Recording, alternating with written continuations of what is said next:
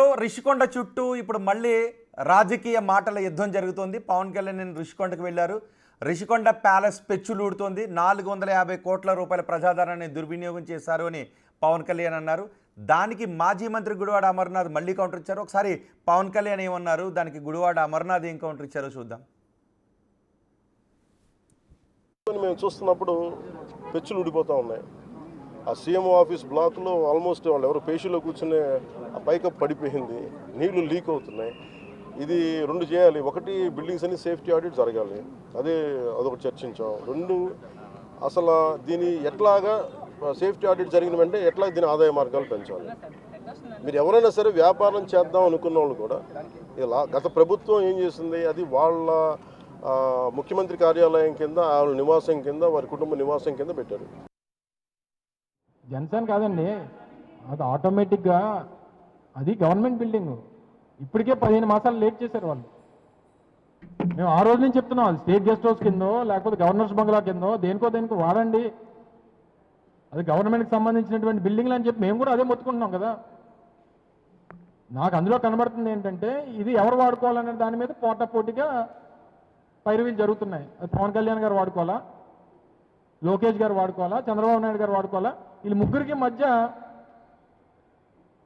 Discussion జరుగుతుంది అనేటువంటిది మా తాలూకా ఉద్దేశం. ఎందుకంటే అటువంటి అధునాతమైనటువంటి బిల్డింగ్ కట్టే ఐడియాస్ వీళ్ళకి ఎలాగలేవు. మేము కట్టి నిర్మించి చూపించాము, దాన్ని ఎవరు వాడుకోవాలనేటువంటి దాని మీద చర్చలు జరుగుతున్నాయి. సరే 15 మాసాలు అయిపోయి ఇప్పుడు ఎవరికన్నా ఏదైనా నిర్ణయం తీసుకొని ప్రజల అవసరానికి తీసుకొని వస్తే బాగుంటుంది అనేటువంటిది కూడా మా తాలూకు ఉద్దేశం. రిషికొండ ప్యాలెస్ చుట్టూ జరుగుతున్న ఈ తాజా రాజకీయ వివాదం గురించి ఇప్పుడు చర్చిద్దాం. నాగేశ్వర్ గారు, ఎలా చూడాలి? 4 తర్వాత మళ్ళీ రిషికొండ ప్యాలెస్ చుట్టూ రాజకీయ వివాదం నడుస్తుంది. చిత్రమైన రాజకీయం ఇది. ఇప్పుడు ఒకటి, పవన్ కళ్యాణ్ చెప్పింది ఒక అంశం కరెక్ట్. గుడివాడ అమర్నాథ్ అనుకుంటా కదా చెప్పింది, గుడివాడ అమర్నాథ్ చెప్పింది కూడా ఒక అంశం కరెక్ట్. పవన్ కళ్యాణ్ చెప్పింది ఏంది కరెక్ట్ అంటే, ఒకటి సేఫ్టీ ఆడిట్ జరపాలి, తప్పేం లేదు. నాకు తెలియదు పెచ్చులు ఊడిపోతున్నాయో లేదని, అక్కడికి పోలేదు కనుక. అది ఏదైనా ఏ బిల్డింగ్ అయినా సేఫ్టీ ఆడిట్ జరిపితే తప్పేముంది, అభ్యంతరం లేదు.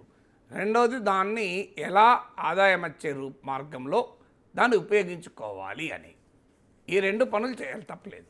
కానీ అమర్నాథ్తో ప్రశ్న అడిగాడు, 15 నెలలు అయిపోయింది, ఎందుకు ఏమీ చేయలేదు. ఈ ప్రశ్నకు ఆన్సర్ ఏంటి?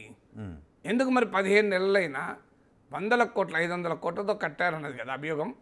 100 కోట్లతో కట్టిన భవనాన్ని ఖాళీ ఎందుకు పెడుతున్నారు అంటే, దీన్ని ఉపయోగించుకోవాల్సింది ఎవరు? రాష్ట్ర ప్రభుత్వమే కదా.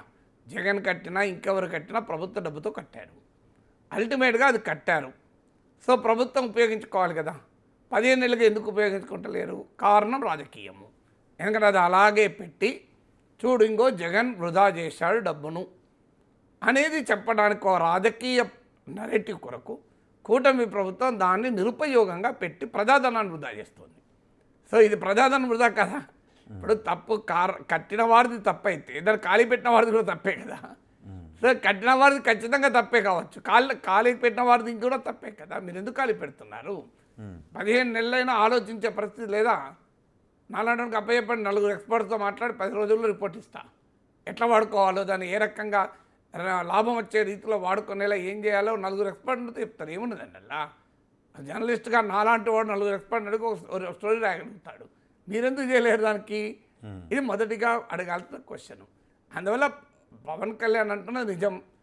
ఇది దీన్ని ఎలా వాడుకోవాలో ఆదాయం వచ్చే మార్గంలో విచారించారు, కానీ 15 నెలలుగా ఎందుకు విచారించలేదు అన్నది అమర్నాథ్ ప్రశ్న కరెక్ట్. ఇక రెండవది, అమర్నాథ్ వాదన ఏంటి? ఇది గవర్నర్ బంగ్లా కన్నా వాడుకోండి, లేదా స్టేట్ గెస్ట్ హౌస్కి వాడుకోండి. ఇది ఇంతకన్నా దుర్మార్గం ఇంకోటి ఉందా? ఏం గవర్నర్ కొరకు 500 కోట్లు పెట్టాలా, 400 కోట్లు పెట్టాలా? అంటే స్టేట్ గెస్ట్ హౌస్ ఎవరుంటారు? ఎంపీలు, ఎమ్మెల్యేలే కదా. మంత్రులు వీళ్ళే కదా ఉండేది. ఫస్ట్ ప్రియారిటీ మంత్రులు స్టేట్ గెస్ట్ హౌస్లో, సెకండ్ ప్రియారిటీ ఎమ్మెల్యేలు, సెకండ్ ప్రియారిటీ ఎంపీలు ప్రోటోకాల్లో, థర్డ్ ప్రియారిటీ ఎమ్మెల్సీలు, ఫోర్త్ ఎమ్మెల్యేలు కదా. వీళ్ళే కదా ఉండేది, ఇంకెవరుంటారు? ఎందుకంటే విజయవాడ స్టేట్ గెస్ట్ హౌస్లో నేను చాలాసార్లు ఉన్నా, ఎమ్మెల్సీగా ఉన్న రోజుల్లో. సో స్టేట్ గెస్ట్ హౌస్ ఇది మెంట్ ఫర్ పబ్లిక్ రిప్రజెంటేటివ్స్. అంటే మీ కొరకు 100 కోట్ల బిల్డింగ్ కావాలన్నా? ప్రజాధనాన్ని మీరు అలా ఒక విలాసమైన స్టార్ హోటల్ ఉంటారా? మీరే ఒకవైపు విమర్శలు వస్తుంటే ఇది ఎందుకు కట్టారని, ప్రతిపక్షం వైసీపీ నాయకుడిగా ఉన్న మాజీ మంత్రి వాదన ఆశ్చర్యకరంగా ఉంది. ఇది మీరు ఏదన్నా టూరిజానికి వాడుకోండి, ఇది లాభాలు వచ్చే మార్గాన్ని వాడుకోండి అని. అసలు దీన్ని కట్టినప్పుడే ఆలోచన ఉండాలి కదా, ఎందుకు వాడుకుంటాము అని. ఇప్పుడు కూటమి ఆరోపణ ఏంది, ఇప్పుడు అది ముఖ్యమంత్రి తన క్యాంప్ కార్యాలయం కొరకు తన నివాసం కొరకు కట్టుకున్నాడని. ఇప్పుడు ఆరోపణకు బలం చేకూర్చే విధంగా వైసీపీ నాయకులు మాట ఉంది. దీన్ని గవర్నర్ బంగ్లాగా వాడుకోండి, స్టేట్ గెస్ట్ హౌస్గా వాడుకోండి. అదే ప్రజాస్వామ్యంలో మీరు రాజులు కారండి, చక్రవర్తులు కాదు కదా. ప్రజల డబ్బును ఇలా 100 కోట్లు ఖర్చు పెట్టి గెస్ట్ హౌస్లు కట్టుకుంటారా? దాంతో మంచి స్కూళ్ళు కట్టండి, మంచి హాస్పిటల్స్ కట్టండి. లేదు ఇది టూరిజం వాళ్ళ కొరకే కట్టాలని చెప్తే వైసీపీ వాళ్ళకి కనీసం గౌరవం ఉంటుంది. వాళ్ళు విచిత్రంగా చెప్తలేరు చూడండి. మీరు ఆ బయటలో క్లియర్గా చెప్పాడు కదా, అవును, గవర్నర్ అని ఉండండి, స్టేట్ గెస్ట్ హౌస్ అట అంటే క్లియర్గా ఇది ప్రభుత్వంలో ఉన్న పెద్దలు వాడుకుందామని కట్టారు అనే వాదనకు బలం చేకూరుతుందా లేదా వైసీపీ నాయకుల మాటలు? ఇప్పుడు కూటమి వాళ్ళ ఆరోపణ అదే కదా, జగన్మోహన్ రెడ్డి ఇల్లు కొరకు కట్టుకున్నారని. అదైతే నిజమే, జగన్మోహన్ రెడ్డి ఇంటి కొరకు 100 కోట్లు ఖర్చు పెడితే అంతకన్నా న్యాయం ఇంకేమైనా ఉంటుందా? ప్రజాస్వామ్యం వృధా కదా అనొచ్చు. ముఖ్యమంత్రిగా ఇవాళ నేను ఉండొచ్చు, రేపు ఇంకెవరు ఉండొచ్చు, ఏ ముఖ్యమంత్రి ఉన్నా న్యాయమే అది. సో అందువల్ల అక్కడ ఎవరైనా ఇప్పుడు సచివాలయం ఉంది, తెలంగాణ సచివాలయం కట్టినప్పుడు విమర్శలు వచ్చాయి. ఉన్న బిల్డింగ్ ఉండగా మళ్ళీ ఎందుకు కడుతున్నారని. ఇప్పుడు రేవంత్ రెడ్డి ఎక్కడున్నాడు? కేసీఆర్ కట్టిన సచివాలయం లేడా? ఏం లేదు, నేను కేసీఆర్ కట్టిన దాంట్లో ఉండా, దాన్ని బట్టి ఖాళీగా పెట్టేది నేను ఇంకో దాన్ని కట్టుకుంటాను ఒప్పుకుంటామా? ఇది కూడా అంతే కదా. సో అందువల్ల దానికి రాజకీయం చూడండి. ఇక లీక్ అవ్వడము, పెచ్చు పడడం ఇదేం కొత్త కాదు. ఇప్పుడు 2014-19 మధ్య కాలంలో మీరు అసెంబ్లీ స్పీకర్ కార్యాలయంలోకి నీళ్లు వర్షం వస్తే నీళ్లు కారడము, ఇవన్నీ చూసాం కదా మనం, సెక్రటరియట్లో నీళ్లు కారడము. అందువల్ల అప్పుడు ఇలాంటి విమర్శలు వచ్చాయి నిర్మాణాలపైన. ఇప్పుడు నిర్మాణాలపైన విమర్శలు వచ్చాయి. ప్రభుత్వాలు కట్టే భవనాలు అలాగే ఏడ్స్ వస్తాయని మనం అనుకోవాలి. ఎందుకంటే నాగార్జున సాగర్ ప్రాజెక్ట్ బాగానే ఉంటుంది. నిన్న మొన్న కట్టిన ప్రాజెక్టులకు గేట్లు ఎగిరిపోతాయి, డయాఫ్రమ్ వాళ్ళు కూలిపోతాయి, కట్టలు తెగిపోతాయి, ఇవన్నీ జరుగుతున్నాయి కదా, కాలువలు తెగిపోతాయి, మనం చూస్తున్నాం కదా. సో అందువల్ల మరి భవనాల నిర్మాణం ఏదున్నా తప్పే. బట్ నాకు తెలియదు, మనం వెళ్ళలేదు కనుక చెప్పలేదు. ఏదున్నా దాన్ని ప్రొడక్టివ్గా యూజ్ చేయడం, అన్ఫార్చునేట్లీ ఫర్ పొలిటికల్ పర్పస్ దాన్ని ఖాళీగా పెట్టడం వల్ల ప్రజాస్వామ్యం వృధా అవుతుంది కదా. అవును. సో ఈ రాజకీయ విమర్శలన్నీ మానేసి ఒక ఆదాయం వచ్చే ఒక మార్గంగా దాన్ని ఉపయోగిస్తే సాధ్యమైనంత త్వరగా బాగుంటుంది. అలాగే చేశాడు జగన్ కూడా. ప్రజావేదిక కూల్చాడు. ఫస్ట్ డేనే కలెక్టర్ల మీటింగ్, అధికారంలోకి వచ్చిందని ప్రజావేదికలో కలెక్టర్ల మీటింగ్ పెట్టాడు. పెట్టి కూల్చేశాడు. కూల్చినప్పుడు ఏమన్నాడు, ఇది కృష్ణానది తీరంలో నిబంధనలకు విరుద్ధంగా కట్టారు, ప్రభుత్వం ఆదర్శంగా ఉండాలి, అక్రమ నిర్మాణాలన్నింటినీ మేము కూలగొడతాం అని ఈ ప్రజావేదికతోనే మొదలవుతుంది. ఇప్పుడు మనం సమావేశం జరుగుతున్న ఈ భవనాన్ని రేపు కూలగొడతాం అన్నాడు. కూలగొట్టాడు. ఆ రోజు నేను మాట్లాడింది ఇప్పుడు కూడా యూట్యూబ్లో ఉంటుంది. ఎన్నేళ్ల కిందది 6 years పైన అయింది. Just see in professor K Nageshwar YouTube channel మీద దొరికిపోతుంది. Prajavedika in professor K Nageshwar YouTube కొట్టాడు. ఆ రోజు కూడా ఏమన్నాను నేను, నిజంగానే జగన్మోహన్ రెడ్డి అన్నట్లు ప్రభుత్వం ఒక ఆదర్శంతో దీన్ని కొలగొట్టి తాను మొదలుగా లా అబైడింగ్గా ఉంటాను, చట్టానికి లోబడి ఉంటాను అని ఒక ఆదర్శంగా నిలబడి ప్రైవేట్గా ఉన్నటువంటి భవనాలకు కూడా మీరు లోపల కూలగొడితే ఐ విల్ అప్రిషియేట్ అన్నాడు. అందులో ఒక గెస్ట్ హౌస్ ఉంది, ఐ థింక్ గంగరాజ్ అనుకుంటాను. ఆ గెస్ట్ హౌస్లో అమిత్ షా వచ్చి కూడా ఉన్నాడు. అది నదిలోనే ఉంటుంది డైరెక్ట్గా. ఒక్కదానికి కూలగొట్టలేదు. తర్వాత 5 ఏళ్ళ అధికారంలో జగన్. మరి ప్రజావేదిక కూలగొట్టి ఏం సాధించారు మీరు అంటే? అప్పుడు అర్థమైంది ఏంటి, 5 ఏళ్ళ తర్వాత ప్రజావేదికను కూలగొట్టేది పర్యావరణ పరిరక్షణకు కాదు, చంద్రబాబు నాయుడు కట్టిన దాంట్లో నేను ఎన్నుకుంటానని కూలగొట్టారు. అది ఇది ఎక్కడ రాజకీయం అండి? ఇది కారణమైనా తప్పు కట్టారో ఉప్పు కట్టారో 7 కోట్లతో కట్టారు కదా, కట్టిందని వాడుకోవచ్చు కదా. కానీ రాజకీయంగా చూడడానికి కూలగొట్టాడు. ఇంకా సంతోషించాలి, కూటమి సర్కార్ రుషికొండ ప్యాలెస్ అని చెప్పి మేము కూలగొడుతున్నామని కూలగొడతలేదు, బతికిచ్చారు. ఇక సో ఈ రాజకీయంతో ప్రజాధనాన్ని వృధా చేయకుండా నేను చెప్పేది.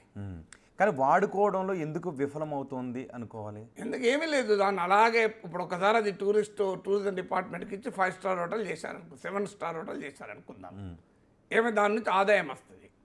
ఇప్పటిదాకా వీళ్ళు చెప్పిన నరేటివ్ ఏంటి, రుషికొండ ప్యాలెస్ అది జగన్ కొరకు కట్టుకున్నారు, 100 కోట్లు ప్రజల సొమ్ము నాశనం చేశాడు కదా.